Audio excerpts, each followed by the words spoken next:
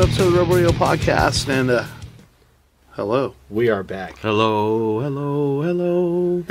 For some reason, that makes me feel like you want to start a barbershop quartet or something. That's the Three Stooges intro. Oh, yeah. But you know, we if anyone follows us on social media, which you should be at Rebel Radio Pod on Twitter and on Facebook, the Rebel Radio Podcast, you were formally introduced Long this week. That's right. Yes. And I didn't tell you I was doing that. I told Matt, hey, make a funny picture with Long and Godzilla or something. So he took your photo from Compalooza a few years ago, which was, wasn't he has something to do with Godzilla, right? He's like the leading actor of the very first That's right. Godzilla movie. I knew it was Wasn't something. he the general? No, he was... And I remember when he was at Compalooza, you were really excited to meet him. And so we put Godzilla's head on him, and you are formally our third host now. Okay. Yeah, it went through some trials and tribulations. This was the first one. Actually, I would have preferred that. Yeah? Yeah. Mark's like, I was like, oh, it looks kind of weird, but, I don't know if you want to use it or not. I would have preferred that, actually. Because I read it different. I read it backwards because Dude, send that to me. I thought he said, I'll make a picture of him as Godzilla breathing fire, but he meant Godzilla breathing fire at you. Yeah. And so I sent it, and then I reread what he wrote, and he's like, that's really weird. I'm like, I agree, but I thought this is what you said. Yeah. Akira Takarada, it's a once-in-a-lifetime chance to meet him. Right. You know, he's 90 years old, and he's been in like 6 or 7 Godzilla movies or something like that. And, it's like he lives across the Pacific Ocean, so there's no way I'm passing up that chance. And Comic Palooza brought him over. Yes. And that was a lifetime... I remember that. A lifetime chance meeting, you know? Yeah. I never thought I would ever meet that guy, but yeah. I remember you being stoked about it. Yeah. Yeah. Yeah, I don't get starstruck at all. Yeah. You know, wrestlers, anyone. But with something that small a chance to meet someone, yeah. That's me. Yeah. Yeah. No, I'm the same way. The first couple of years I did Comic Palooza, there were moments where I would get a little I get a little nervous sometimes what to say. Yeah. But I don't know if I get starstruck. I just because when you meet people that you somewhat admire, you don't want to sound stupid. That's always everyone's thought. Like, man, I don't want to sound like a total dick, or Don't an sound like asshole, an idiot. Don't sound like or an like a idiot. fanboy. And so sometimes it is, you have those moments and they get starstruck. And for me, it was like when I met Kevin Smith, even though it was really briefly, I was like, I didn't know what to say. I was like, it was really, you have those moments, and it's cool. And who knows who we might meet at this year's Comic Palooza. You know, you never know. Yeah. Always meet someone. Almost every year you run across someone you didn't expect to meet. And so how's your week's been, guys? It's been a mixed If you bag. talk about the weather, I'm hitting you. Yeah, I know. I saw this meme about the weather. As of right now, the Patriots are representing AFC again. Yep. It's true. Patriots and Saints in the Super Bowl 2 weeks from today. I was hoping for the Chiefs to go.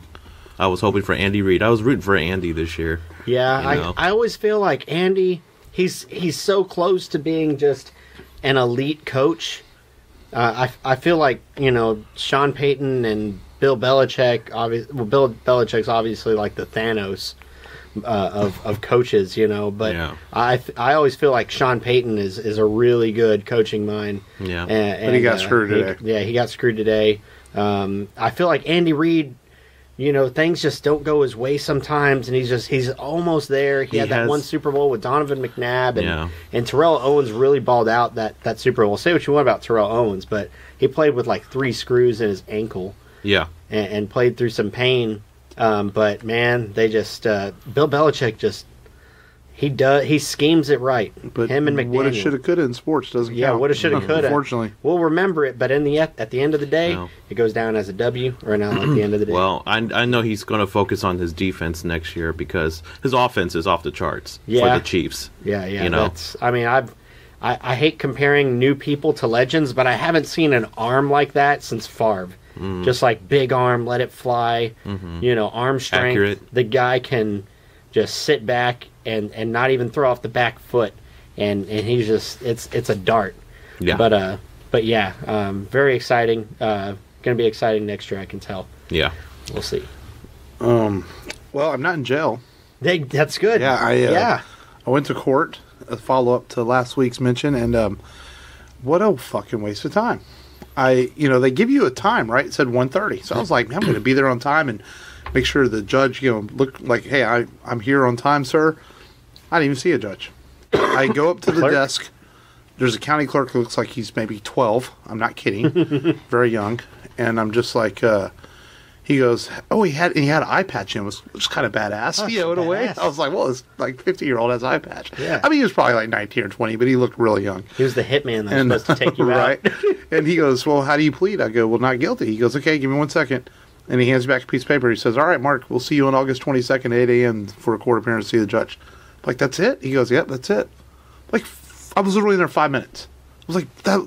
I left work an hour and a half early for that. I'm like, well, I guess it's good. I didn't have to pay any money today or anything. That's fair, yeah. Now I have to go back in 8 months and fight it. Keep your fingers crossed that the police officer doesn't show up that day, I guess. That's true. But, so it's good. I'm here. I'm not in jail. That's a good thing. Yeah. Right? That's all that matters. Yeah. Y'all are both looking at me like, God, fucker's not in jail. Yeah. Shit. It's like, it takes away a punchline that we really could have had. Yeah. No. If you did go to jail, it would have, we would have had some cool jokes for a while, but now, not jail, you are jail-less, so now we are jokeless in that department. I'm grateful for that. Yeah. I don't, that's okay with me. I'm fine with that. Long, how's your week, man? Good. Very good. Did you get your hot water heater fixed? No. Fuck, man. I swear to God. And then it's like 35 degrees tonight. Yeah, so I know. But thankfully my parents let me use their shower across town. I was like, I might as well go visit them. I'm going to drive across town. Yeah. Got a good hot meal out of it, too. There we go. It's always good to go home to mom's and get food. Yeah. I just, he spent an hour on it, and he says, well, got to order a part. I was like, y'all said that last time you were here. Well, it's actually, we dug into it deeper, and it's just a simple little glass tube, whatever, a heat capsule or whatever. Yeah. And, at least it's someone licensed. They're ordering the part directly to my house. So they said, as soon as I get the part, call them, and they'll be in the next day. Yeah. And I'll be like, okay, good. I'll be watching that like a hawk because I am sick and tired, and and my 40th is around the corner. I would like to have warm water going through the house. I mean, if you don't have warm water, I'm not there. I mean, I'm kidding. Yeah. But yeah, I know. We will move it to my house. Right. But anyways, I hope they get it done by Thursday or Friday because it's irritating. Well, the internet was enraged again this week. It was. Surprise. It was. Over a Gillette ad. Did y'all see this? Oh, yes. Now, I watched the ad like a lot of people, and I'm sorry, but I didn't feel like demasculated, like I need to cut my dick off because I watched this ad. Yeah. And that's the kind of comments I saw, like, oh, man, they just want to demasculate America, and men can't be men anymore, and men have to wear blouses and pretty pants and be like women. I didn't get that from the ad at all. They missed the point of the ad. Yeah, if you're feeling that way, I think you're just aren't comfortable with yourself. Yeah, you're proving the ad right. That's to your point. I feel like if you're comfortable with yourself and you know what a man is, and it's basically just buying like the helmet from like Gladiator and walking around your house saying stuff as Russell Crowe, that's what a man is. And, if you're offended by this ad, then...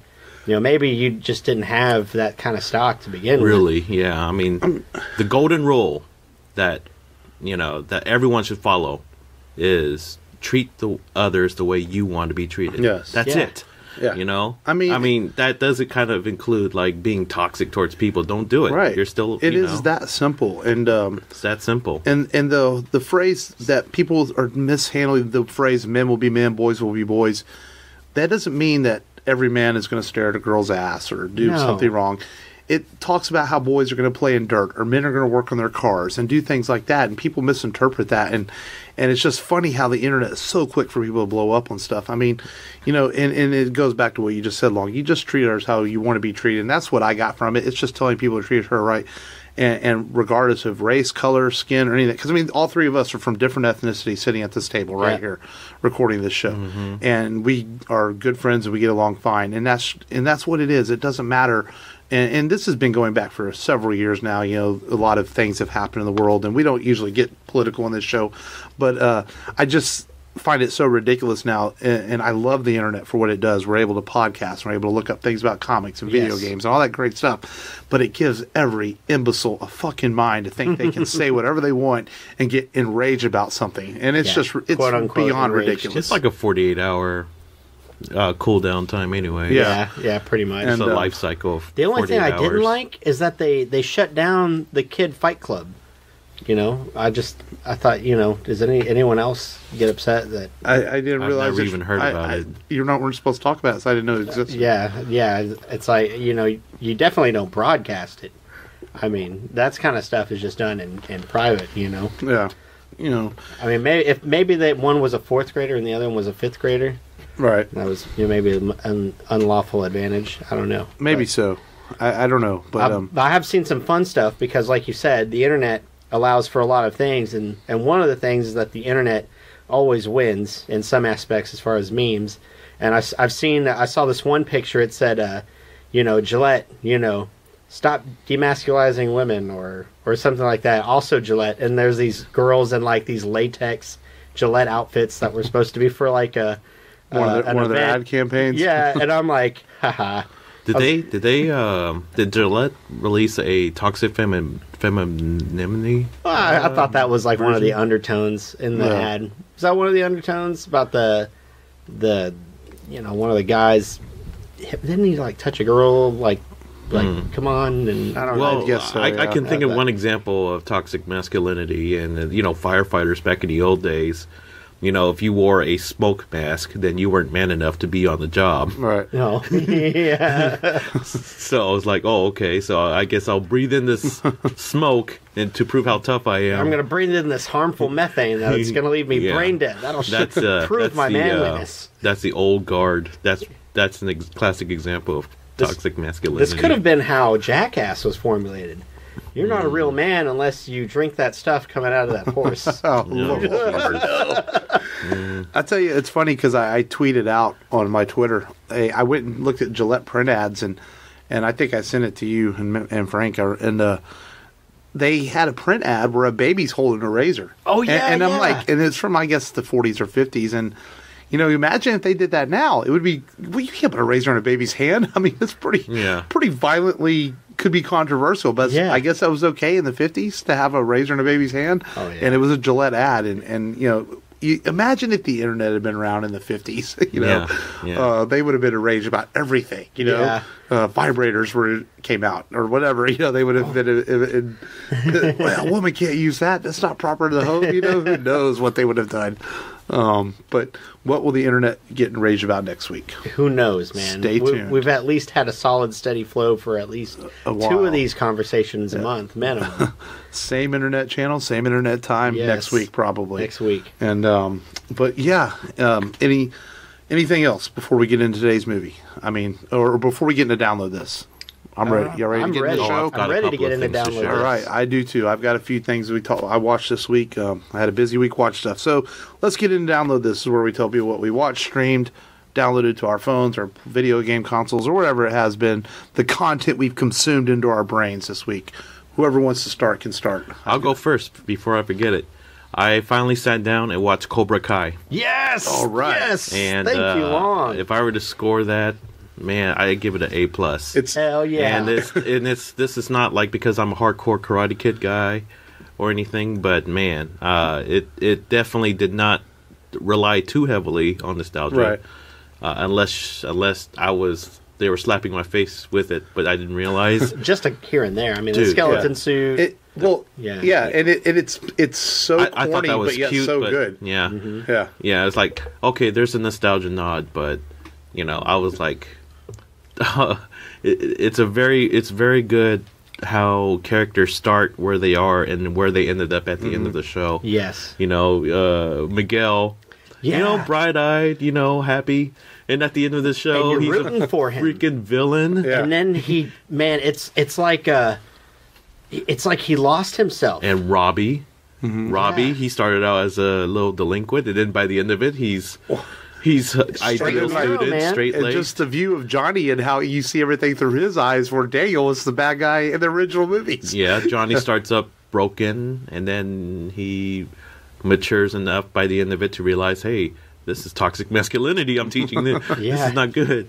And then, and Daniel is pretty much hot-headed. Yeah. But he's probably still the most stable character.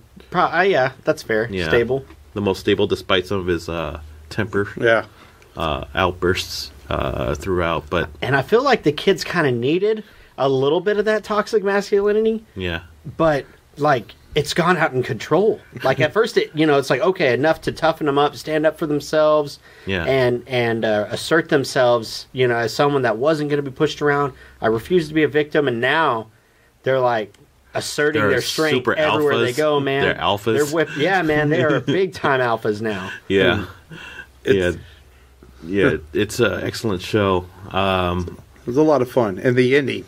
My crease. Oh, man, dude. Hopefully they won't get into the whole environmental thing, because I think in part 3 they got into that, right? Pollute the earth type of deal. Maybe they mentioned it. Yeah. They mentioned a few things. It was kind of weird. Part 3 went off the rails. Yeah, it's kind of different. Yeah. But it's fun, and I guess it should be back hopefully in May or June. I think that's when the first season premieres. Sounds about right. Yeah. Late May, early summer last year. I'm glad I have YouTube TV. Yeah. Yeah. I did the free trial. Watched it the first go around. Yeah, and I found it so easy to cancel. Yeah. I thought it was going to be one of those things where it's like, oh, you got to call, you got to email it in, and then it's going to charge you for a month. And you're like, okay, well, at least I only got charged a month. My brother forgot to cancel, and he calls me. He's like, "Man, they charged me $10. How do I cancel this?" And I had to explain it to him, like, it's so hard, dude. Yeah, but because he had done the free trial just to watch Cobra Kai. That's funny. But yeah, fun show, man. It's a great show. Yeah. It's something that shouldn't have been that good, but it was. Yeah, it should have ideally been terrible, but it was a lot of fun. No, they didn't rely too heavily on the nostalgia too much. They used it as a foundation, and then they built from there. Yeah, and they did a really good job at that. Mm-hmm. So A+, definitely the best show I've seen this year. Yeah, so far. And it's like, I can't stop now. Right. So I told you it's easy watch. I spent the entire Saturday watching it. You know? So, and then I got sick. On Friday, I got really sick, and then Matt's fault. Yeah, probably. I don't know why. When's the last time you changed your filter here? Anyways, your air filter. Arcs like filter. I probably need to change it. Yeah.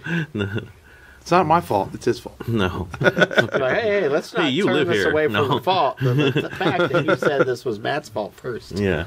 But anyways, it's a great show. I highly recommend it if you haven't seen it. It's worth the just a 1-month subscription to YouTube Premium or YouTube TV.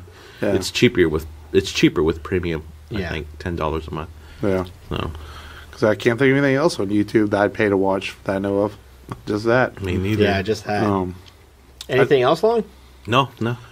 I know there's something you and I both watched. Yes, so we'll talk about that. But is there anything else you watched this week? Broly. I went to go see You Dragon Ball Z Broly at the limited screening on the 16th. It was really good. I wish I would have paid for the IMAX, but I just didn't. I didn't want to pay too much because I know I'm going to buy it again when it comes out on digital release. But I really liked what they did with the storyline, how they changed it to match Dragon Ball Super. I wish there was more characters in it. Looks like they stick with their most flagship characters. Vegeta and Goku, of course. No Gohan, Trunks, or Piccolo getting involved in the fight. But for good reason, they go with both. Was the theater full? The theater was full, it was the limited screening one. It made a lot of money for a limited release. It placed in the top 10 this week, and I think part of that it was timing. I think there's not a lot out in theaters right now, so that's fair. Glass is opening, but I've heard not such good things about that, even though it made $40 million. Yeah, it did make $40 million. It's got some awful reviews, and I've been done with Shyamalan for a while now. I've just, I've had Split on my DVR forever, and I haven't watched it yet. So I just hubris caught up again. Yeah, I just can't. He's been terrible to me for a long time now. I've heard The Visit's decent, one of his other movies he did, but since Lady in the Water after that, I was just like, I'm done. I just haven't really tapped out. enjoyed much that he's done. But so I think timing helped the Dragon Ball movie. We were talking pre-show. I don't know if, unfortunately, I don't know if it opened the eyes for anime. I just because there's been other movies that have done this before that have done decent. Ghost in the Shell had a decent theatrical run back in the 90s, and it's just nothing. Spirited Away had a very good theatrical run. But nothing's been able to really get over that hump, unfortunately. And it's still, even with the internet and everything, it's hard to market it to mainstream audiences. And maybe one day something will come through. I think live action films could help. Ghost in the Shell didn't do as well as they wanted. Maybe Battle Angel will do well. Yeah. Things like that could hopefully open eyes. But it just still seems, even all these years later, to be such an underground market kind of thing. Yeah. Well, you'd be surprised. Unfortunately, it's very profitable. Oh no, I agree. Yeah. But it's just getting in theaters for American audience just seems to be such a difficult. Yeah, and getting more commitment for more theaters. More we don't showings. need casuals and normies and our casuals and clicks. Filthy casuals. I know. It's like we don't need filthy casuals. But it is a good step in the right direction. That's what Cartoon Network is for. Yeah. That's what Dragon Ball Z is for. I mean, they have a huge audience, but. Yeah. So you sat in the theater full of anime nerds, huh? I did, man. Was it quite the experience? Oh yeah. You keep hearing all these snarky they laughed witticisms. They laughed at some things that I was like, mild chuckle, found entertaining, but they're like, ha.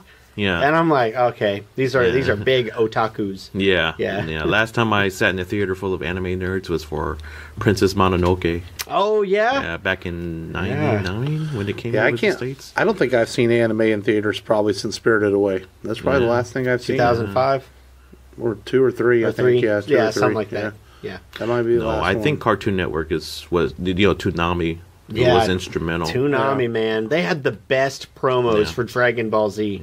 Yeah, and that's still going.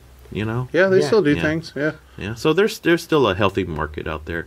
I mean, the subscription for me personally, as a 20+ year anime fan, I could tell you guys, man. I mean, there's just so much anime content right now, and Netflix has a ton of stuff on it. Right. Yeah. I mean.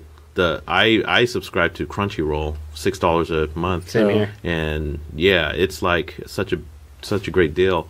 Not only you get like manga. I have the free one on my PlayStation. Mm-hmm. Yeah, the free Crunchyroll. Yeah, you get the manga that's being published as well. You get the app. Yeah, you get some extra. Yeah. I haven't set back up my my Apple TV because I used it for Jake's birthday to stream Dragon Ball Super. But is Dragon Ball Super still on there, or did they take it off because of Funimation? No, it's still on there. Because Funimation's going to start their own streaming service. And there's rumors that anything Funimation will come off of Crunchyroll, which is very disappointing because that makes up some of the best anime on there. Yu Yu Hakusho. For those who don't know out there, we're kind of just to bring everyone else in. There's 2 major streaming sites for anime right now. 2 major ones. And that's Crunchyroll and Funimation. And 2 months ago, they used to be together as a joint venture, and they were bringing. It was like the highlight. It was, man. Both catalogs combined, and now it's going to be separate again, and now it's going to be a war for our subscription money. And it's going. Yeah, and I think right now. In 2 years' time, I think Funimation might have the advantage because they have the Hulu deal too. So whoever Hulu is licensing for other anime, Funimation will have dibs on that too. Yeah. That's going to be shared with Hulu. So who knows how Crunchyroll. But anyways, what I was saying before about being an anime fan now. I mean, back then it was just Blockbuster Video. It's the only way to rent anime, and those are behind. And then I didn't have cable, but Toonami was, important on cable television for Cartoon Network, for weekly catered anime.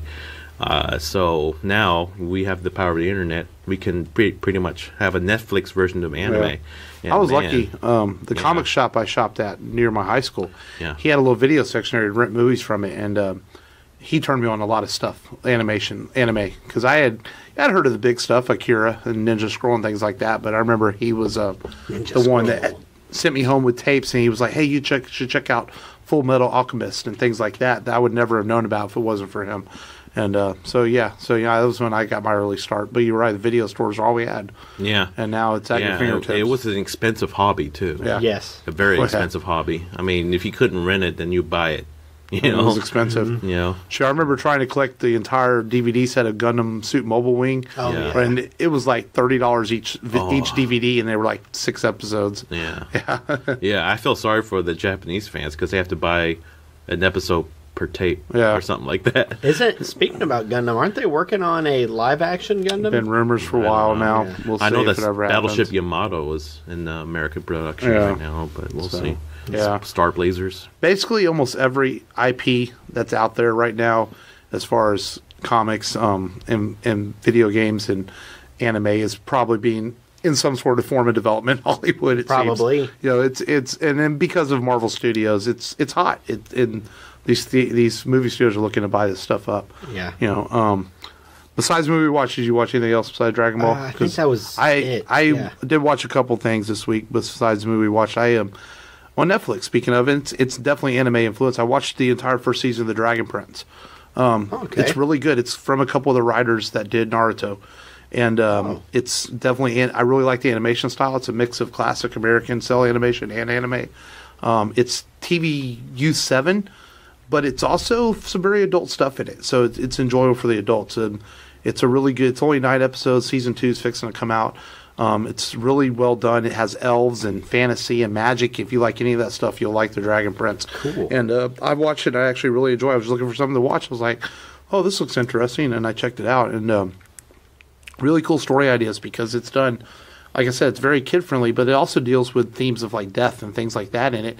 And it's done really remarkably well, but yet it keeps the kids' attention. And it's not overly violent or anything, so they can watch it. And I watched all of that on Netflix. I finally finished Venom, watched the rest of it. I started it over and watched it from the beginning. It's still not very good, but I don't like totally hate it. I just I feel like watching it like, man, there's so much, like, why did they do this? Why didn't they do that? That's what I felt myself as I'm watching it, like, it could have been really good. Someone said it was America's most successful hentai movie. I don't understand. I mean, like, you watch it and you're like, it could have been good. There's legitimate moments in it, like you think it's going to go this direction, then it goes another direction. You're like, wait, why did they just do this? You know, it's almost Stay like on track. Yeah, and so maybe they'll right the ship with a sequel. You know, could you tell by watching it if it was a director's vision or director's vision messed by studio interference? It's hard to say if it's. I want to say it might have been studio interference with this. Yeah. They wanted to cut it more kinetically, a little more faster paced. Yeah. You know, perhaps. There are some script problems. I'm not sure if they knew if Tom Hardy was supposed to be in a comedy or action film at times. Mm-hmm. You know, but Hardy's fine in the role. It's just the movie struggled to find its identity. Yeah, it just didn't feel. And when it does finally look like it's finding its identity, the last 20 minutes, it's over. Yeah. You're like, oh, that's it. So, oh well, you know. Sony can't make everything magical like Spider-Man into the Spider-Verse. Yeah. But on another note, I watched a really good animated movie this week. I watched Raid of the Superman, and so did you. Yes. The sequel to The Death of Superman from last summer. Did y'all watch it together? Or? No, I am. I saw you bought it digitally. It's on your Vudu. But I downloaded it illegally and watched it. And, man, it's not as strong as The Death of Superman, but it's still really good. Mm-hmm. You know, they took the time to flesh out the Death of Superman story over this 2-part movie and did a really amazing job with it. The animation's really good. Story's really good. This was a movie that we talked about. Venom took a bit to find its identity. I felt like the first 30 minutes of Reign of Superman was a little like finding its way. Mm-hmm. You know, did that make sense for you watching it? Yeah. Trying to introduce the 4 Supermen, and once they're introduced, the movie's really great. Yeah, like right whenever the Justice League are basically presidential. Yeah.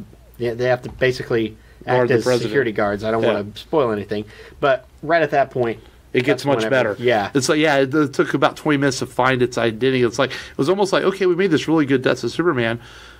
We want to continue it as a sequel, but we want it to be like 6 months later. Mm-hmm. And it's like, okay, but it took a minute to find its footing from the really emotional, action-packed impact of the first film. Yeah. But it's really good though. And, you know, DC's done some great stuff for their animation. You know, and I really liked it. Still waiting on the Electric Superman Animated feature. Blue and red versions. Blue and red, yeah. Dude, I remember when that came out in comic stores. That was like a big deal. Yeah. Electric Superman. It was pretty lame. Yeah. What's lamer? Is that lamer or is Spider-Man clone? The clone. No, Electric Superman is pretty well, we did, because we did get Scarlet Spider from Spider-Man clone. Yeah. He turned out to be a cool character. Yeah. Everyone, DC gets more embarrassed about it than Marvel is embarrassed about I'm sure. You know? Yeah. I mean... But they did implement it interesting with the DC Rebirth with the Superwoman comic that came out a year and a half ago.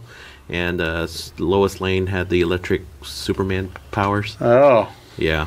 Her and Lana Lane.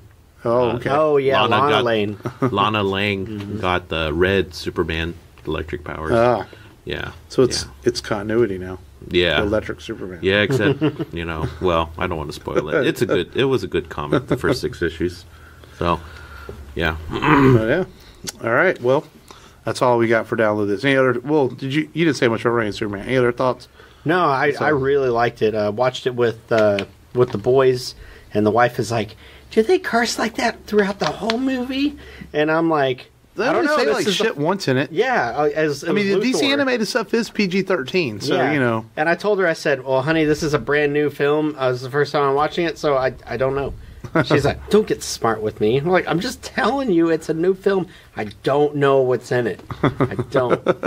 I know the outline. I don't know the context."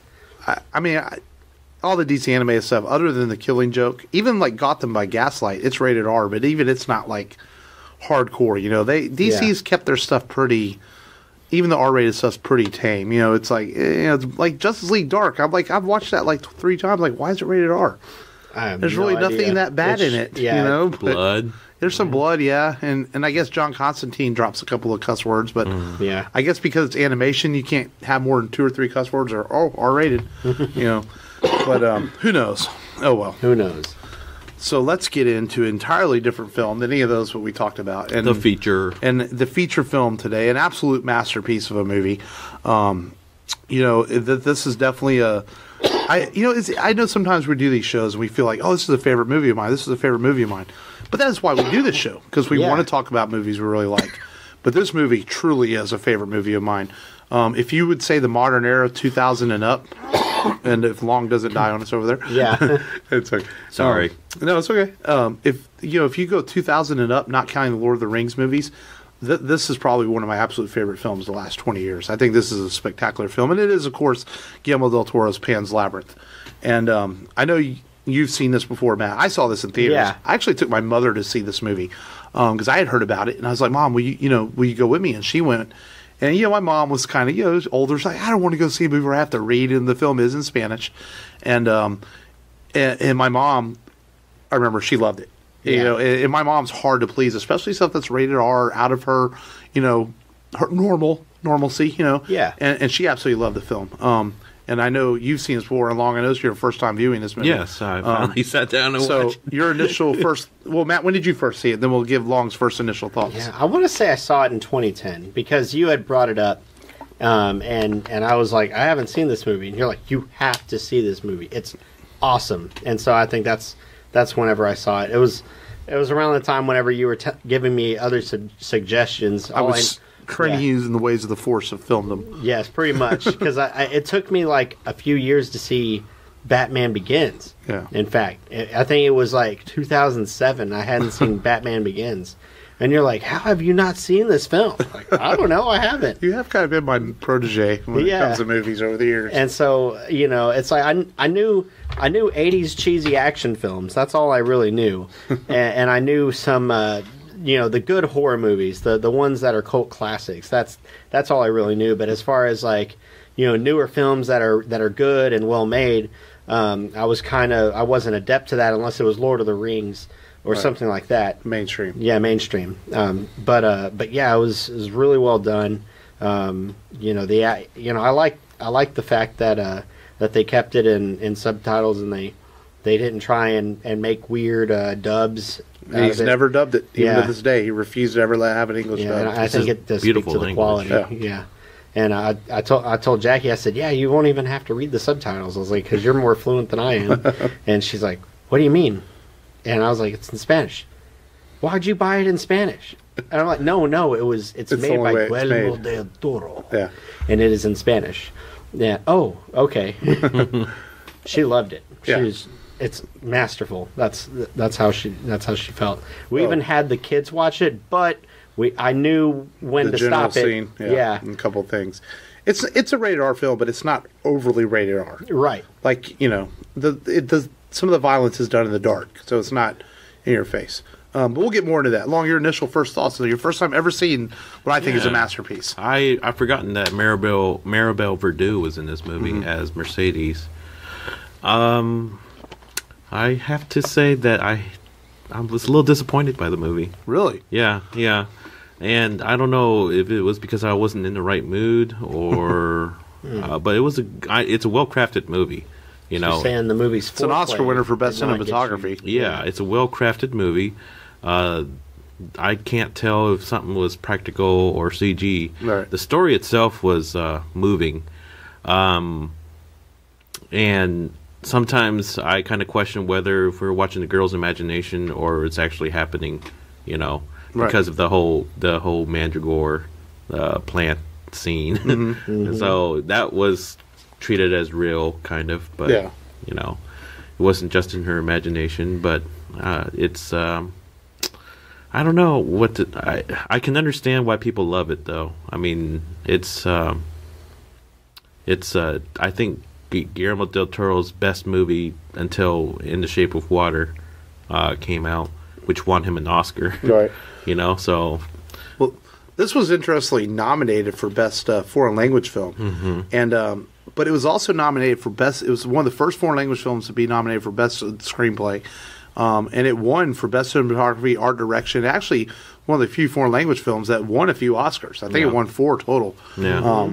I remember the hype surrounding it. Yeah. And I think in a way it's a good thing I'm watching this without the hype, surrounding it. 10, 12 years later. Yeah. Right. 2006. Yeah. Yeah. So 12 years later. So, it's for some reason, I've had it in my video library for 10 plus years. Just never watched it. I just never been in the mood to watch it. I guess it's one of those movies, where people love and then it just didn't click with me. I don't know why. I'm sure you've had a movie like that before. Oh, yeah. That sat in your library that everyone else loves, and then once you finally watch it, you're like, okay, well, where's the rest? Where's the rest, but it just didn't gel with me. Right. So. Yeah. I mean, I've only watched this. This was maybe the third time I had seen it. Maybe fourth. And it's been a while since I watched it. And there's a lot of. And for those that don't know, for a quick synopsis, it's a story of a young girl who is moved to the countryside with her mother and her nurse. And her mother's nurse. Her mother's pregnant. And she's got this dad who's a captain in the Spanish Army during the Spanish Civil War, and or during World War II. It's a war.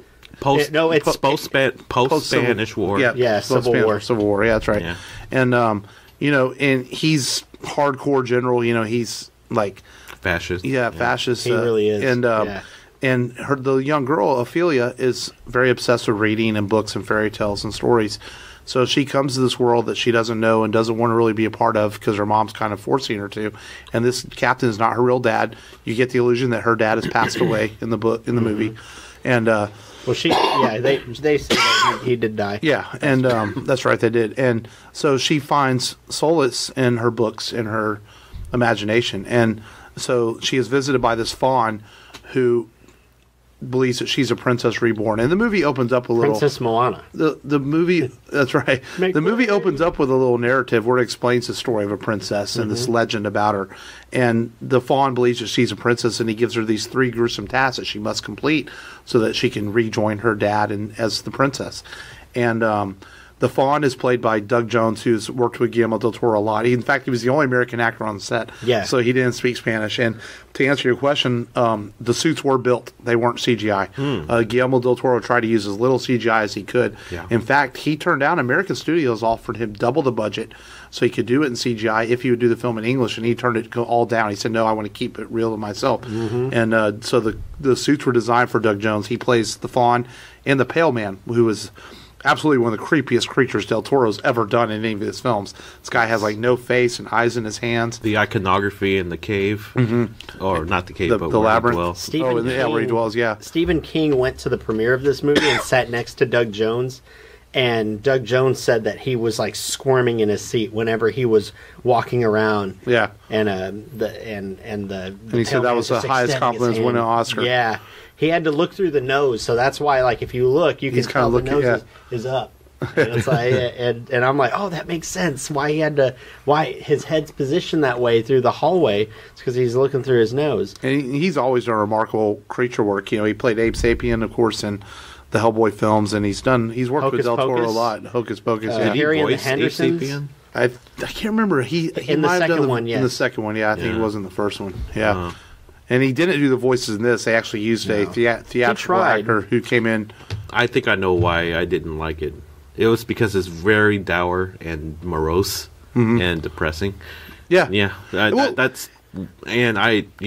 And part of that's the interpretation of the film, too. At the end of the film, and obviously it goes as be said, we always spoil these films because that's why we do retro films. Right. You know, when Ofelia dies at the end of the movie, it is left to your interpretation. And it's funny because every time I watch it, I feel different about it. Some people will feel that it was all real, that the Faun, the pale man, it was all real, and she was witnessing it, but no one else believed in it, so they didn't see it.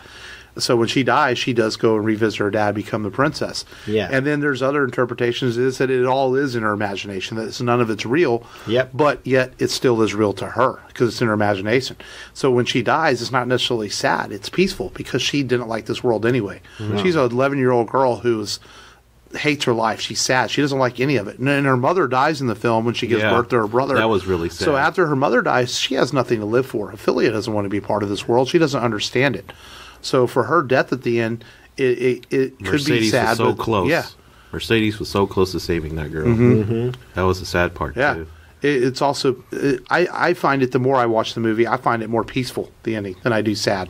When I walked out of the theater, I remember saying, that's kind of sad, but I look at it now as more of a peaceful ending. That, you know, this girl who hated this world she lived in, you know, is at peace, and she's and nothing better than her being at peace. And she has rejoined her dad essentially in the afterlife, or as a princess, however she believes. Do you think? Do you think Guillermo del Toro's experiences is kind of projected onto the girl in some way? Like he's like kind of using this as like using his personal life experience growing up as a poor Mexican. I think so. I think in all of his films, absolutely. You know, even in The Shape of Water, it's a lot of himself. You know, he's talked about how, you know, he's never been able to, you know, find love like that, and, you know, and things like that. And I think so. I think a lot of directors are like that. Yeah. You know. Speaking of experience, personally, not to backtrack, but I forgot I rewatched Close Encounters of the Third Kind this week. But I thought that was important for Download This. But that was a very personal project for Steven Spielberg. We could do that as an addendum at the end. Yeah. But, you know, but yeah, no, Del Toro, I think so for sure. You know, a lot of his movies, other than maybe the stuff he adapted, like Blade 2 and Hellboy, because he adapted those from projects that weren't his writing. You know, he started writing Pan's Labyrinth in 1993. Yeah, I saw that. And he had hundreds of notes. He almost lost in the back of a taxi cab one time because he's notorious for having notes and notes about his films. Like even The Shape of Water, he started writing years ago. So he had these ideas for Pan's Labyrinth for years and everything, and he never was able to get it made. And when he finally was able to get it made, he lost them in the back of a taxi cab. The taxi driver found them and knew how important they were. The taxi driver spent a lot of his own money to get the papers back to Del Toro. And from what I know is Del Toro reimbursed him for it and everything.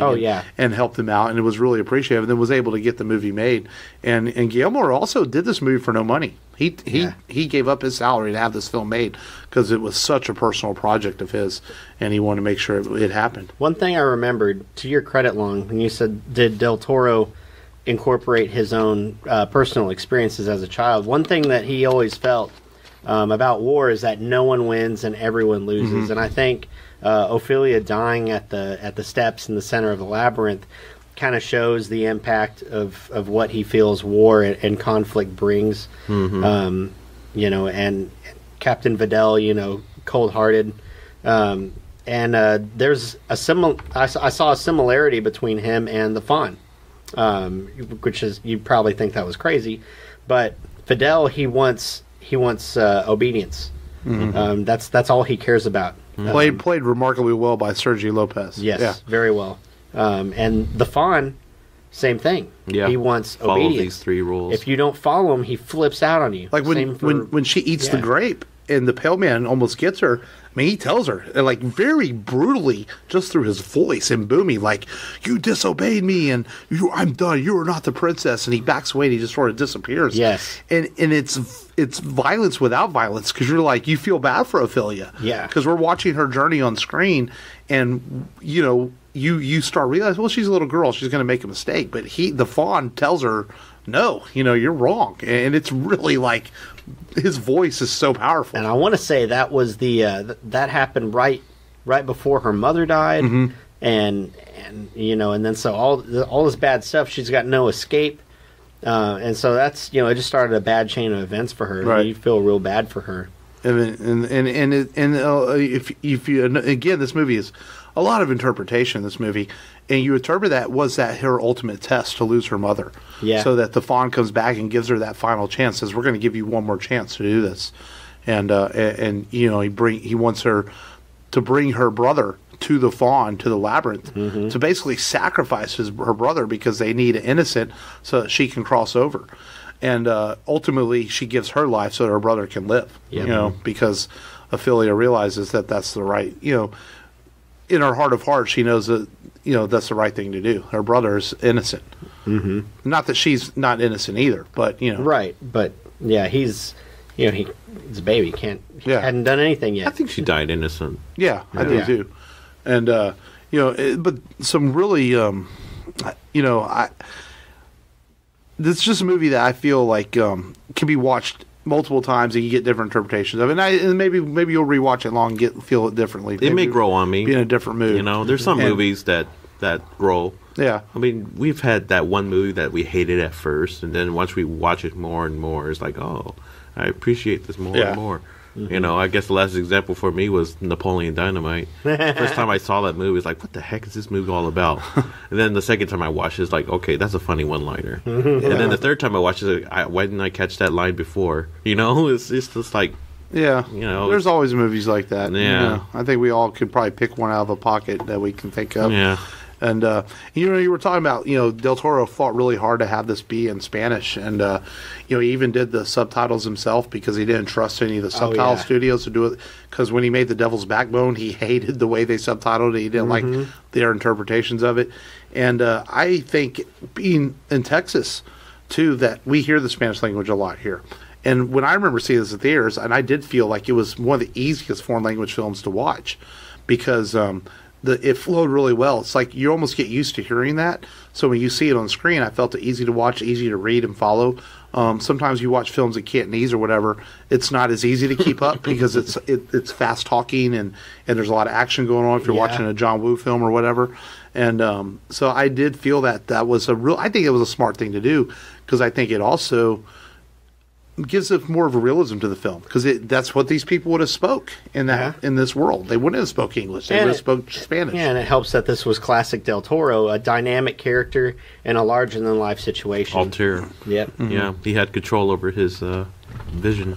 You know, and he claims at one point that he had a plan for 3 films in the Spanish Civil War area that were connected but not connected.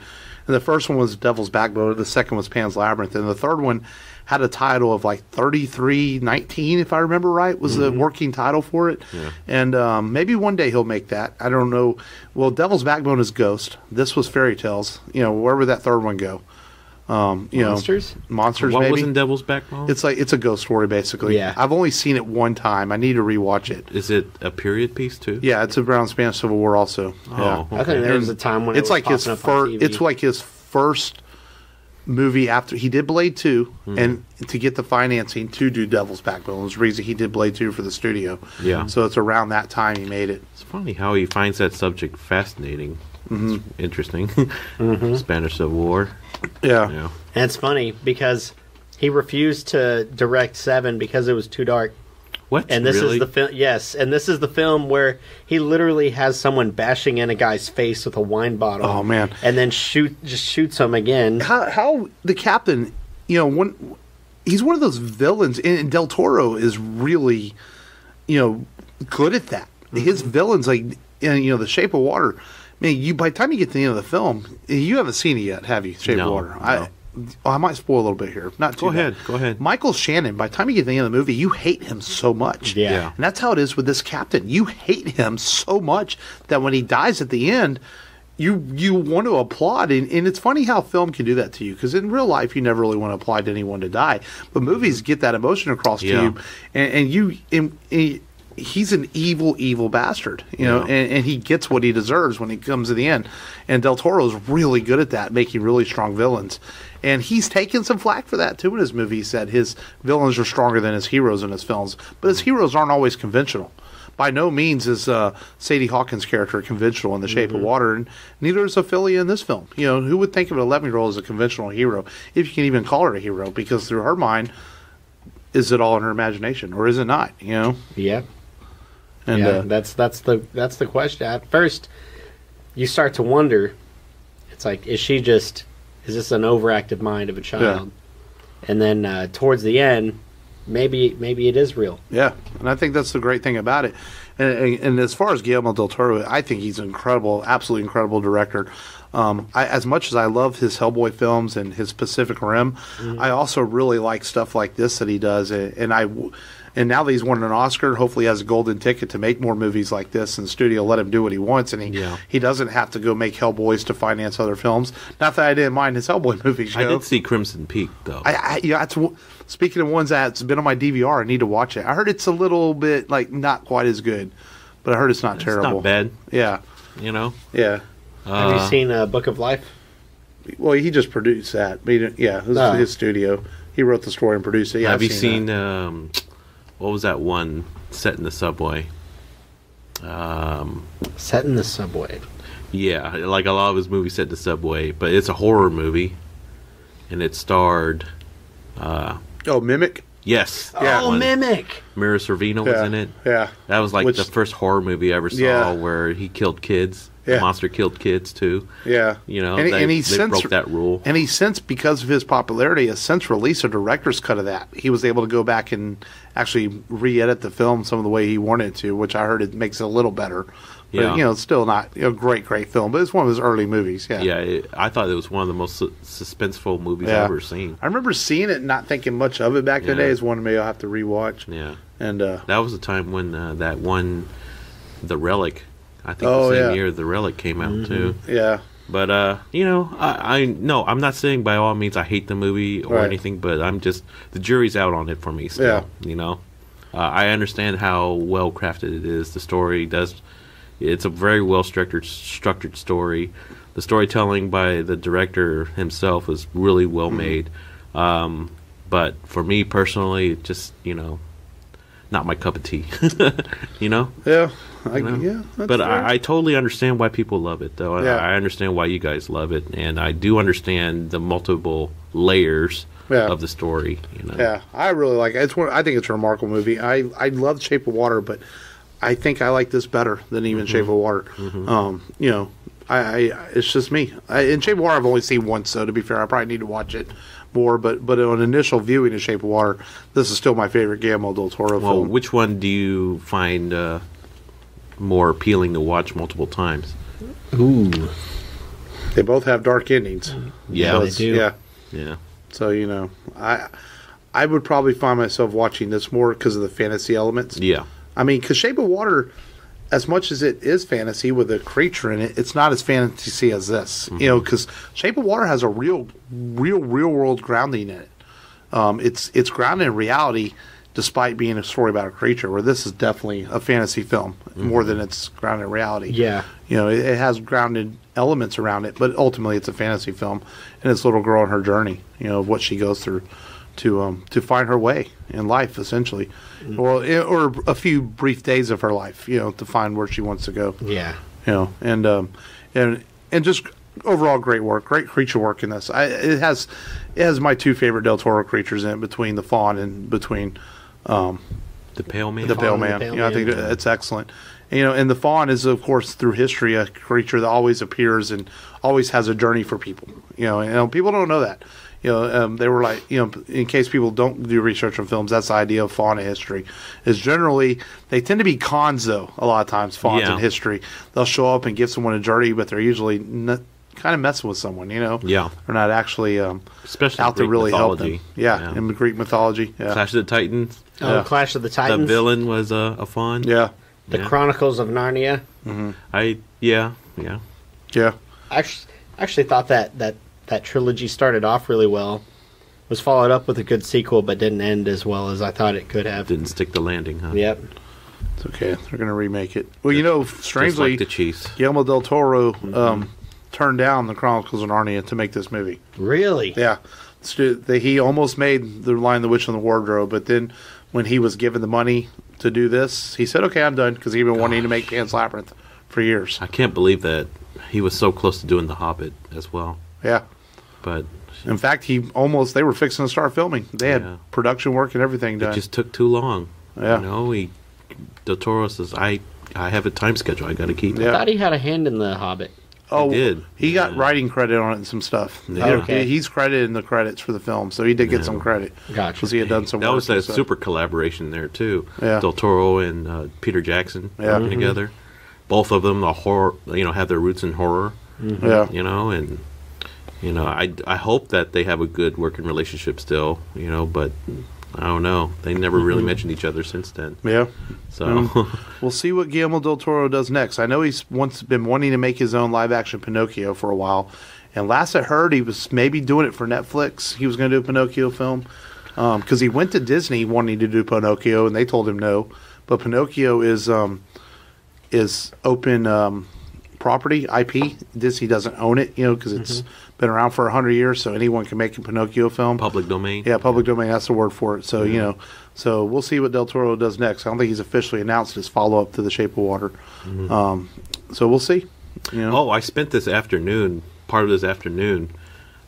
Are we getting away from... I didn't mean to cut you off. No, it's okay. I mean, let's see when has any final thoughts on Pan's Labyrinth, then we can get into news. I still give it a high score. Yeah. Oh, yeah. Despite not liking it too much, but I give it an A. And it's on Netflix right now. For anybody who's listened, give it another chance to watch it. I think it's a amazing film, and I like it a lot. It's probably my favorite Del Toro film. Yeah. There's a mythical goat speaking Spanish. What's there to love?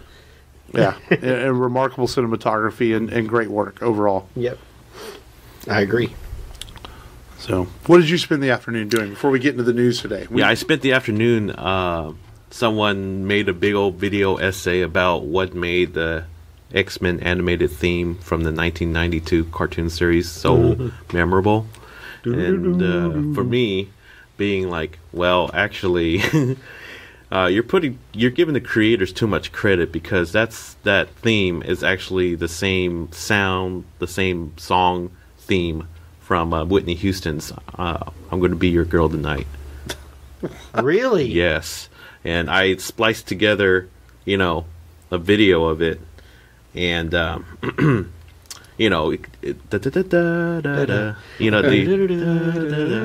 that's the theme of the X-Men theme, right? And then the Whitney Houston song is like, what are you going to want me to do?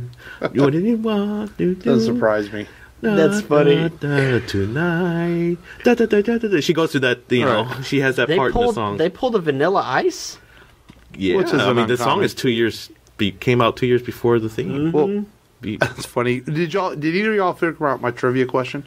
I said, what do RoboCop and the X-Men have in common? What? I couldn't figure it.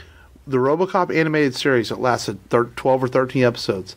They never made the last episode, but the studio was closing. Marvel Animation was closing, so they used the leftover money they had to make the X-Men Pride the X-Men.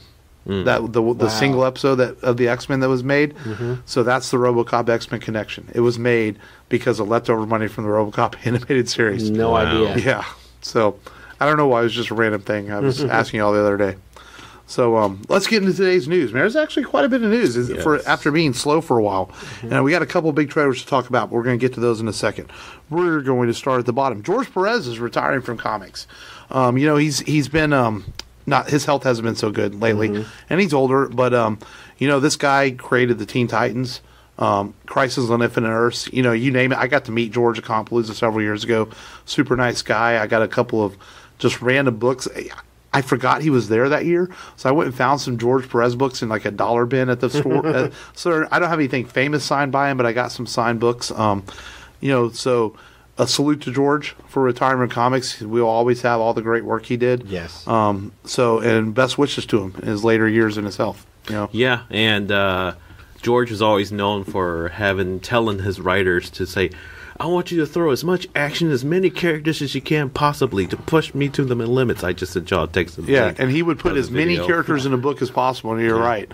Yeah. And he's drawn almost everyone. You name it. For both companies. You name it, he's drawn it. His characters I could describe as not like Marvel flashy style, but more of a kind of a more grounded style of classic superhero look. You could tell he grew up reading Jack Kirby and those guys. He was definitely DC's best artist for sure, and I was very impressed by his work on Crisis on Infinite Earths. Yeah, and that was one of my first introductions, and I really liked his Wonder Woman run on the reboot from the 80s. So yeah, he wrote and illustrated that. So yeah, good stuff, man. He'll be missed in the comic world, but we will have his stuff to live on. And he's not gone yet. He's just retired. But he does have some proteges. They're still working. I mean, Phil Jimenez, he's a direct protege from George Perez. So, I mean, he's continuing the legacy of that style of illustration. You ready to feel old? Uh-oh. Batman Beyond is 20 years old. Oh, my God. Dude. Terry. Yeah, man.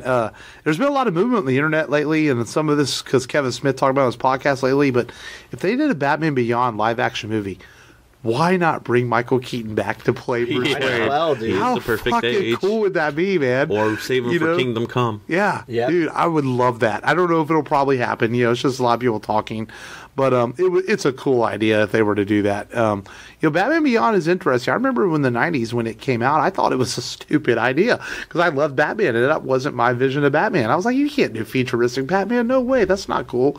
But it turned out to be actually a really great show, which in turn gave us a really great episode of Justice League, the animated series, where, Batman Beyond, they travel the future, if I remember right, and it's a really good episode. So he turned out to be a character that's now ingrained into our pop culture that when he first was introduced, I thought was a stupid idea. I thought it was just DC's version of Iron Man. Yeah, in a lot of ways. So, but I don't know. For me personally, I saw Return of the Joker, which I enjoyed quite a bit. Yeah, Return of the Joker was it was dark. I know all of your moves. That was a dark. Yeah, that was one of the darkest animated continuity ones I've seen. And but Michael Keaton would be great. Yeah, it would be awesome. So who knows if it'll happen. They're rebooting the Ninja Turtles again. This kind of came out of nowhere this week. It was like the day after we recorded last week. We hit the news, and it's kind of like, why? I didn't think... Is this a Sony production? I guess. I thought the Michael Bay produced ones weren't so bad that you couldn't continue from there, but unfortunately Out of the Shadows didn't make enough money, I guess. I thought they were good. Yeah, they were what they were. I mean, it gave me Megan Fox in a schoolgirl outfit, so I'm not complaining. That's true.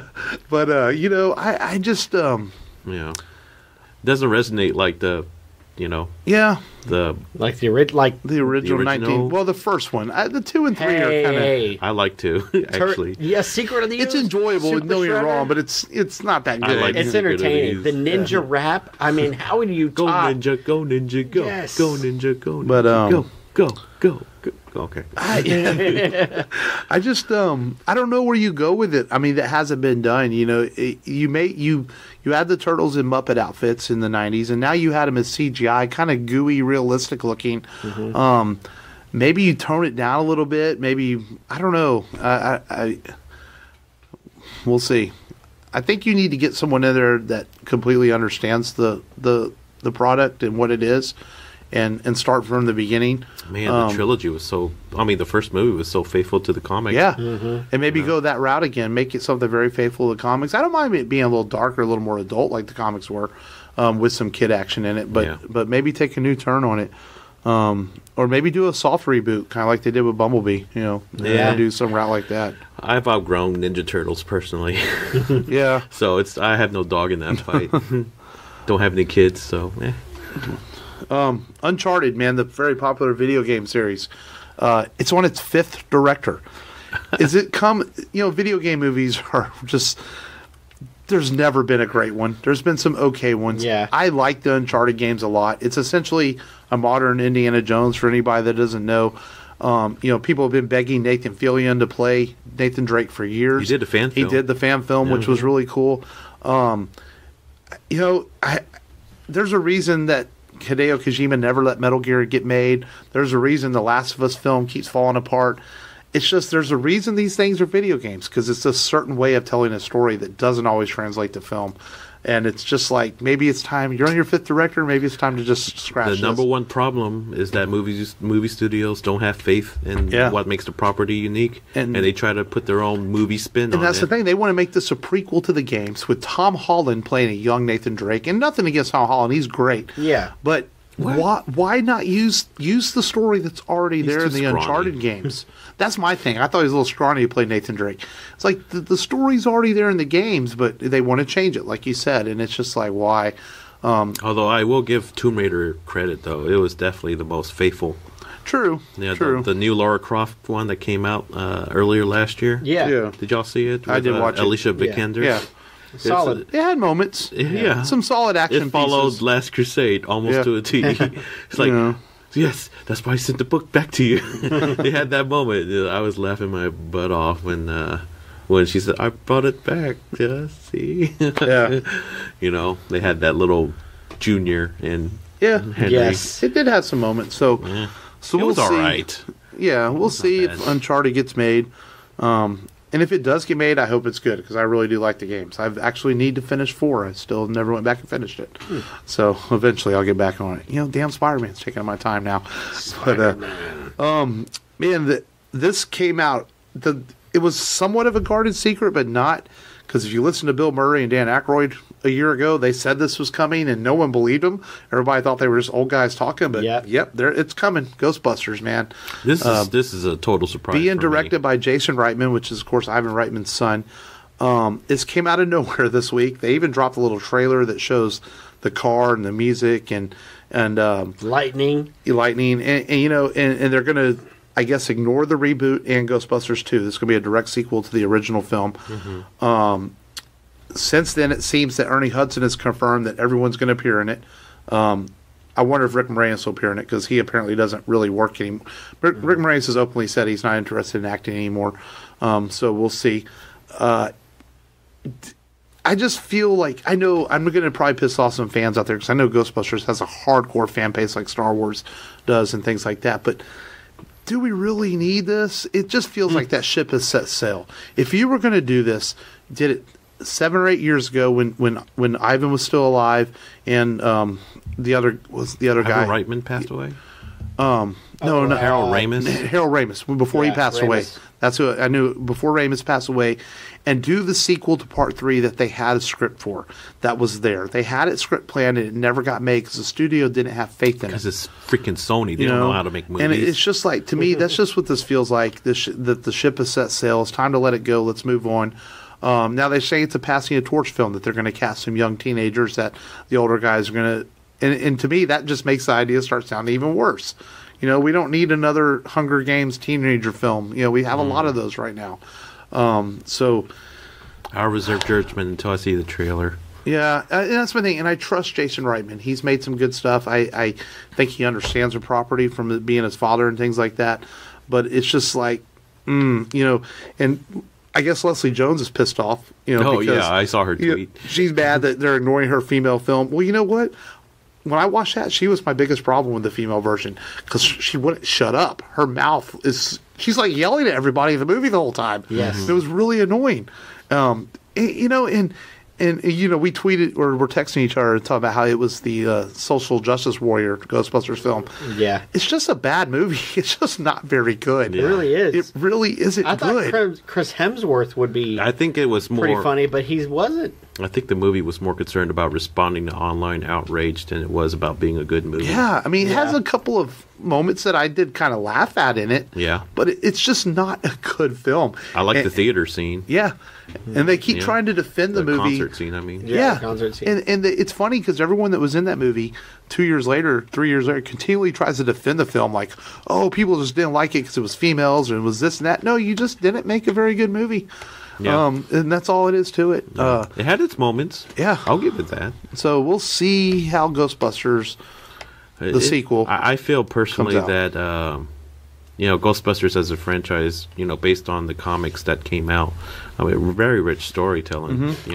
Oh, yeah. So there's franchise potential there, but I just feel like the ship has set sail. If they had done it when everyone was alive 10 years ago, I think it would have been great. Yeah. Yeah. Yeah, starting with a new cast of characters, I don't mind. We'll see how it goes.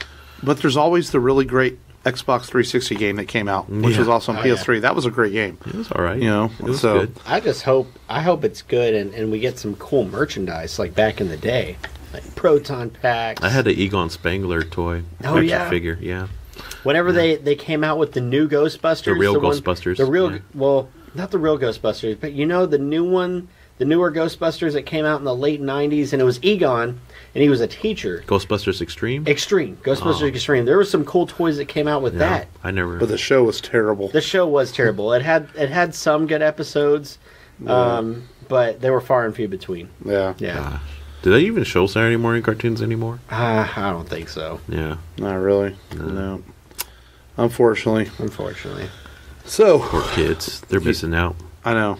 There's a cool Facebook group page called Saturday Morning Cartoons that actually will broadcast on Saturdays cartoons on Facebook. Wow. Pretty cool. And they do some cool stuff there. I've seen Silverhawks, Thundercats, a lot of cool stuff on there. What about SWAT Cats? I don't remember SWAT Cats. What? SWAT? Do you remember SWAT Cats? How about Bucky O'Hare? No, I remember Bucky O'Hare. I remember SWAT Cats. Do you remember? I never watched it. What was the one where the Turbo Kid where he's like turns into the red car? No, yeah. Crazy How about stuff. Mask? I remember Mask. Mask's probably a little bit after Matt's time. Yeah, GoBots, poor man's Transformers. That's right. I remember I was comparing toys. I was like, oh, look, a GoBot. It's so simple. Just 1 or 2 moves, it's transformed. Yeah. Not like the Transformers. Not as intricate. As intricate. No, not at all. So we got a couple of trailers this week we're going to talk about. A couple of big trailers people have been waiting for. The first is, I got to see John Wick shoot people on a horse. Oh, yes. Yes. The John Wick 3 trailer finally hit. A lot of people thought we were going to have to wait till Super Bowl, but they went ahead and dropped this motherfucker a couple weeks early, and it is everything you wanted in a 2-minute trailer of John Wick. Yes. And this is a franchise that came out of nowhere for me. I didn't see the first one in theaters, and a buddy of mine was raving about it at work, and I was like, oh, come on, no way. It's Keanu Reeves. This can't be good, Then I remember watching the first one, like, that was pretty cool. And it just got even better with a pencil. Yeah. And then it got even better with the second one. And then this trailer looks fantastic. It looks like everything we're hoping for in a sequel. How in the fuck is John Wick going to get out of the predicament he was in at the end of part 2? Excommunicado. Yes. It looks like he's going to get some help from a very healthy-looking Halle Berry. It's good to see her back on screen. I've always loved Halle Berry on screen. And she unfortunately has not had the roles she's wanted to the last several years since winning her Oscar. But it's good to see her back on screen, playing what looks like a fucking badass. Yeah. And I know everyone's waiting for Endgame, and I'm looking forward to Endgame too. But this has got to be probably behind Avengers and Star Wars. This is probably my number 3 movie of the year. I'm really looking forward to John Wick. Yeah, to see same. How it all comes. Number 3, right after Godzilla Endgame, and Yeah. And y'all's thoughts on the John Wick 3 trailer? He looks like he kills a guy with a book too. In the trailer. Yeah, he's using a book. And don't they mention like him attacking someone with a book? Like they may have. I'm gonna have to rewatch the first 2 before that. Yeah. I guess what I love about the John Wick movies, particularly the action scenes, is that it doesn't rely on shaky cam. Right. It doesn't do the quick cut, BS to hide the edit, to hide the actor, or quick edits and stuff. It just shows you, boom, wide angle, full on. They're not hiding any kind of action. It's right there. It's so easy to follow. And my brother, he told me he didn't like the movie because it felt too choreographed. It's like you shut your mouth. You know, you're used to quick edit, shaky cam. Well, and Chris Stahelski, who directed 2 and 3, you know, the first one was directed by 2 guys, and he directed 2 and 3. You know, I didn't realize how heavily influenced he is by Asian action cinema. Really heavily influenced, and he's watched a lot, and they don't use the shaky cam. And there is some modern Asian action films, like if you watch Headshot on Netflix right now, it uses the shaky cam. But a lot of that stuff was always, you know, like John Woo used to make films and set up 3 cameras in the room so you catch all angles. Yeah. But he didn't move the cameras around. He just wanted to catch the different angles and have the actors do their scenes. And I think he's heavily influenced by that stuff, and it shows, especially in Part 2 more than Part 1. Because Part 1 he had the influence of 2 different directors, and Part 2 to me felt like I think the sequel is better than the first one, and Part 3 looks to be headed that direction too. Yeah, and I think this is kind of funny you mentioned Asian cinema. It's as if when you watch modern Asian cinema now, that's present day, you're like, oh man, it's like Chinese filmmakers have discovered CGI and they can't stop, and it's so obvious and terrible the way they implement CGI now in their movies, and they don't rely on the wire fu anymore. And wire fu, and then and extreme blood makeup effects now.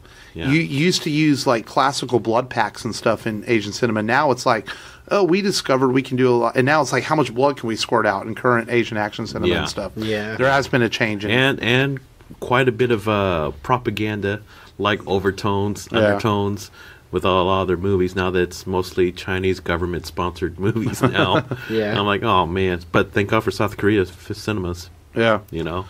Those are still much more pure form of cinema, but their action's not as good as peak HK style. You know, it's getting there though. Yeah. But John Wick 3, May 17th. It's not too far away. John Wick 3, I can't wait. Chapter 3. I didn't look up what parabellum means. Parabellum? Yeah, they gave this one a subtitle. It means balance. Is that what it means? Yeah. They gave this one a subtitle, which was interesting, instead of just calling John Wick Chapter 3. Yeah, that's the same weekend as Godzilla, huh? Well, I'm saving my money for the IMAX for the Godzilla release. There we go. Yeah. So the last trailer that hit this week, of course, is Godzilla. No. Okay. There's no new Godzilla trailer yet. Yeah, I know. I'm joking. You want there to be, but we got the trailer finally for Spider-Man: Far From Home. Oh yeah, that's right. And impressive.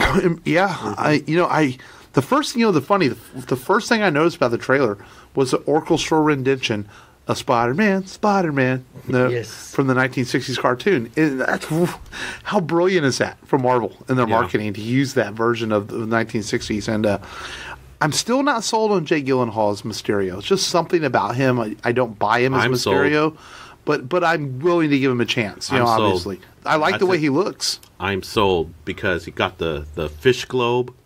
Oh yeah, I like the way he looks. That's it. Yes. I'm sold because you know how like if Sony was going to make this movie, they wouldn't put the fish globe helmet on him, and they would. And I also felt they would have casted someone older. Yeah, I noticed they always you notice in the Sony Spider-Man films, Willem Dafoe, Alfred Molina, as good as he was, don't get me wrong, and Thomas Hayden Church were all like significantly older than Peter Parker. Yeah, it's like I always thought that was weird. It's like, why can't the villain be around the same age? And Gyllenhaal is a little bit older than Tom Holland, but he's not so much older that he looks older. It's kind of ironic that he's in it too, because he was a understudy for Tobey Maguire for the original trilogy, in case Maguire couldn't physically do it anymore. Right. So Jake Gyllenhaal he came very close to replacing him in Part 4 if it had been made. Yeah. By Sam Raimi.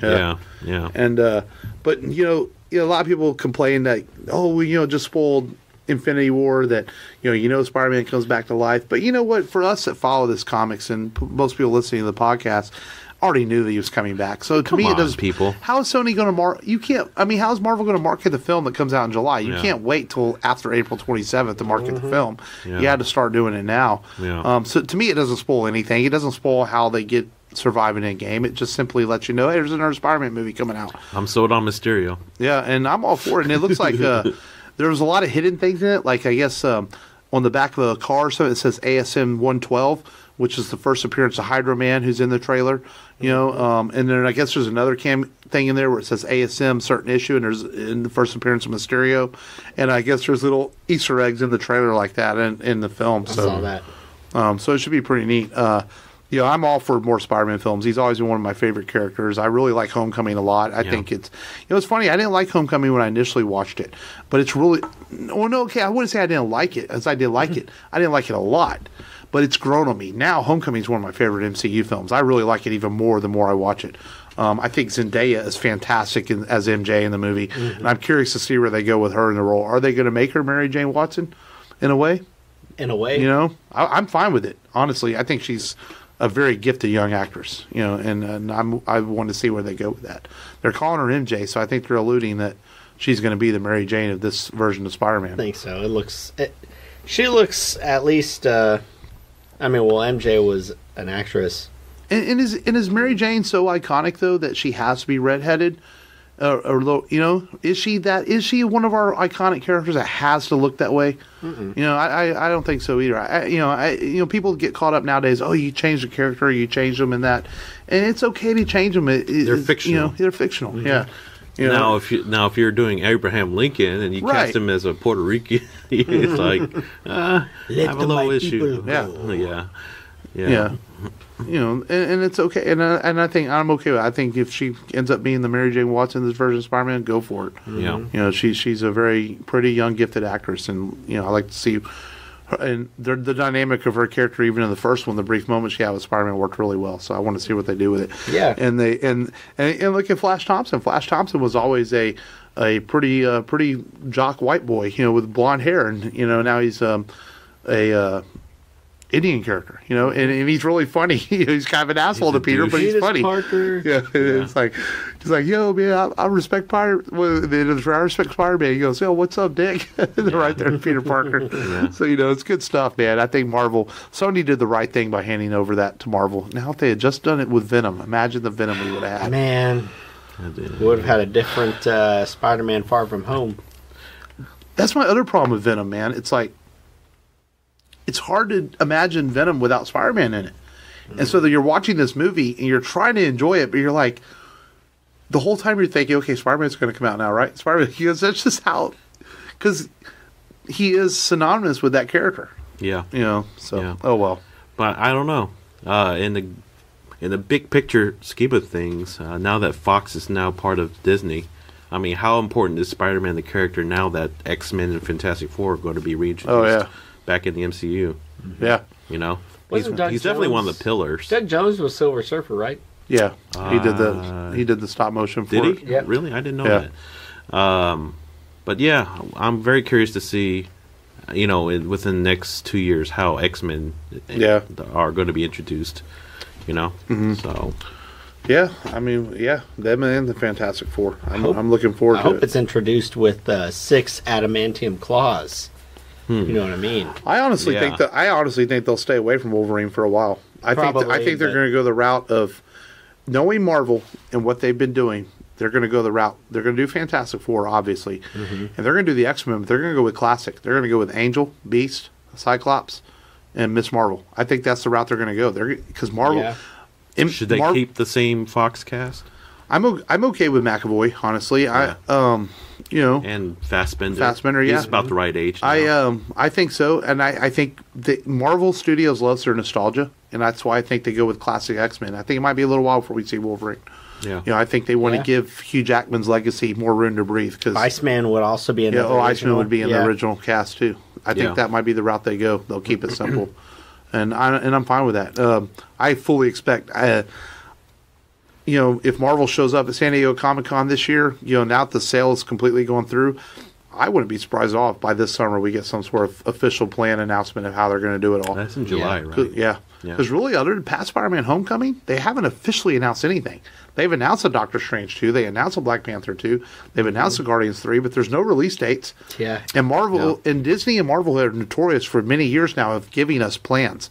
So I think they're going to give us a plan sooner or later. Yeah, either that or D23. Yeah. I think D23 is this year, too. Yeah. Because that's a every 2-year event. Yeah. Yeah. So we'll see what happens. Yeah. So that was all the news I had. If you I didn't miss anything, it's kind I had news. You got news? Yeah. Netflix raising their prices. It's only I know it's only $2, but some people are freaking out.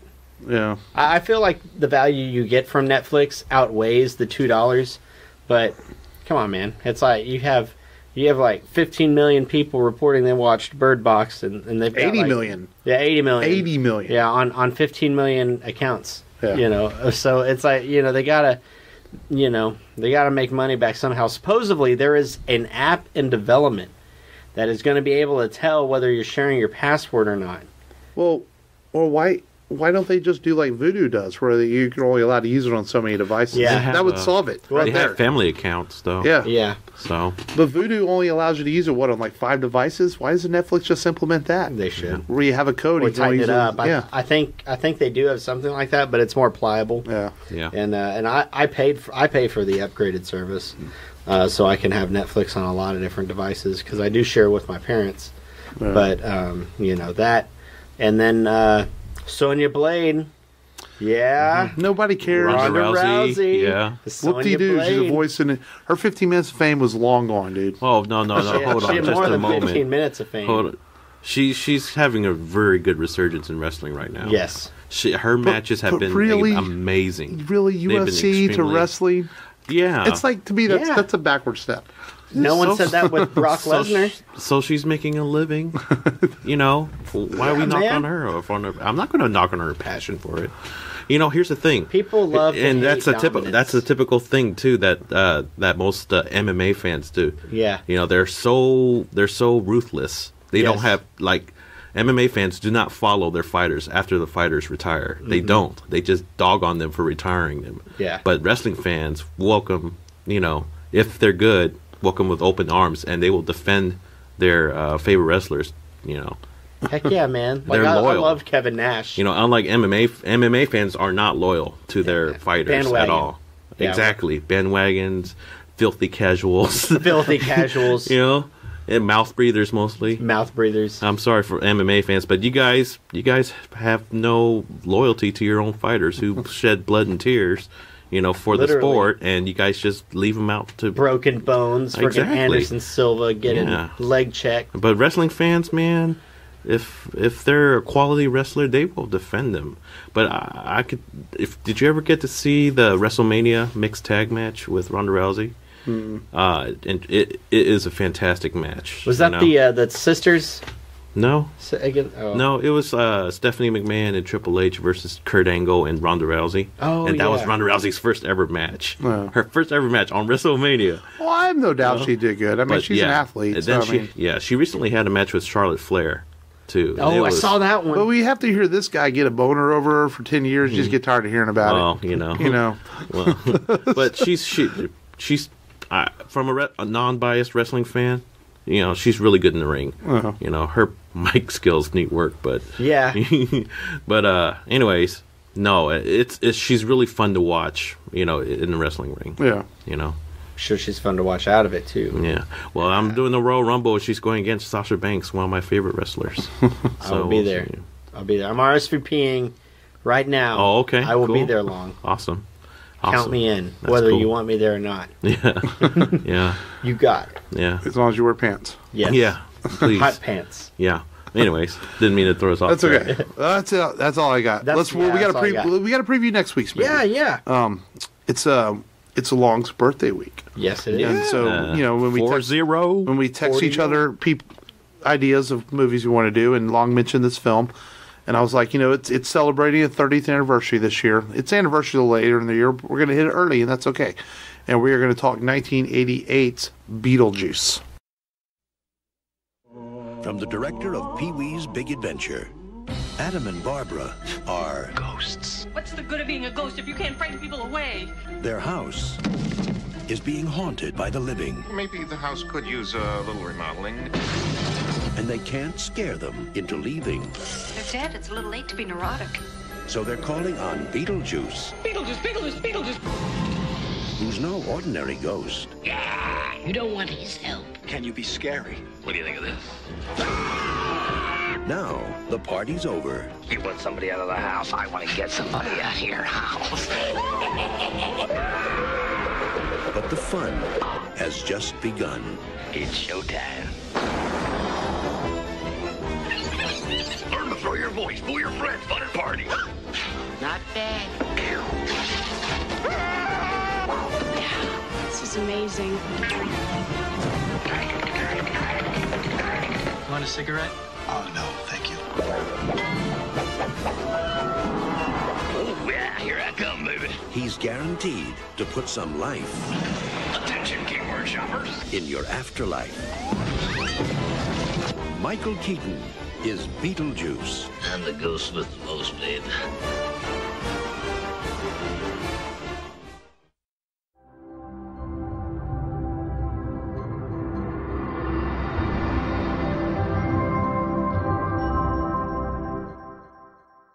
Don't say it 3 times. Yeah, because then he might appear on the podcast table here and cuss us out and try to con us into doing something we don't want to do. I think he only appears if you're dead. Oh, well, that's good. So we're safe then. Yeah, we're safe. He doesn't respond to the living. I'm not going to say much. I've already pre-watched it. I went ahead and watched it while I had time because it's on Hulu for those out there that want to watch along with us. Mm-hmm. I don't remember this movie a lot from when I was a kid. I remember watching it a few times on TV and thinking, it's entertaining. And the animated series. See, I don't remember the animated series. I saw it had a cartoon out, and I don't even remember that. Really? But you got to think, though, 88 to 89, I was transitioning junior high into high school. Probably wasn't paying a lot of attention to that kind of stuff, But it's a fun little movie. It's one of Tim Burton's pre-Batman films before he became a bigger time director. Mm-hmm. He was still kind of making some low budget comedy horror things at this time. So that's our movie next week. Your initial thoughts, Long? You kind of mentioned picking it, so Dale. Dale. Yes. Anyway, daylight come and they want to go home. A lot of that's why we brought an Asian onto the podcast. You can do karaoke. No. That's my preview. No, I that was the only. I lived in a pretty rough neighborhood when I first saw this movie, and I was not allowed to step outside because it was literally a dangerous neighborhood. I always knew you were a G, man. Yeah, and really, Beetlejuice is one of those movies that I watched over and over again. To escape to. Yeah. So nice. Yeah, near and dear to my heart. I'm looking forward to rewatching it again. It's been a few years. Yeah, and remember, Matt, it's on Hulu. You can borrow my Hulu account if you need to. He rented Pan's Labyrinth after I told people that listened to us it was on Netflix. Yeah. He rented it. It might be on Amazon. I don't know. Mm-hmm. I'm not. Yeah, it could. I think it is. I just know it was on Hulu. It might be on Amazon Prime also. Do you have Prime? I do have Prime. Yeah. Optimus Prime. Yeah, it might be on Prime too because I think I saw it on there. Yeah.